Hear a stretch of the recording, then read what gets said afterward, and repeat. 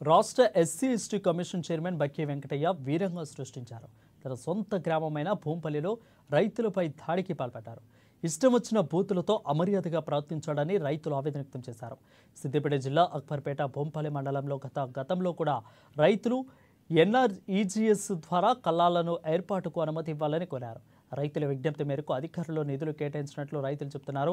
ఇక ఇదేమిటని నిలదీసినందుకు తమపై దాడికి పాల్పడ్డట్టు రైతులు చెప్పారు. వెంటనే రైతులు బక్కి వెంకటయ్యపై ఎంపీడీఓకు ఫిర్యాదు చేసినట్లు రైతులు వివరించారు. అధికార మదంతో రైతులపై దాడికి పాల్పడిన బక్కి వెంకటయ్యపై చర్యలు తీసుకోవాలని రైతులు కోరుతున్నారు. సంబంధించిన సర్పంచ్ గారికి ఎస్సీ ఎస్టీ చైర్మన్ మా విలేజ్ సంబంధించిన ఉప సర్పంచ్ గారికి ఎస్సీ ఎస్టీ చైర్మన్ బక్కి వెంకయ్య గారిని పిలిపించడం జరిగింది. పిలిపించి అడిగితే మొత్తం నేనే చేసిన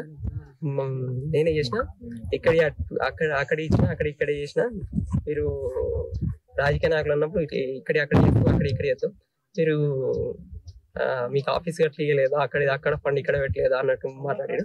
సార్ అది సెంట్రల్ది కాదు సార్, ఫండ్ మాకు రావాల్సింది ఎంపీ ఫండ్ కాదు, ఎమ్మెల్యే ఫండ్ కాదు, లేకపోతే మాకు చెప్పింది కాదు సెంట్రల్ ఫండ్ మాకు సంబంధించిన ఫండ్ అక్కడ ఎట్లా పెడతారని మామూలు క్వశ్చన్ చేసి కొంచెం మాకు జర్నలిస్ట్ సోదరు పక్క పొంటి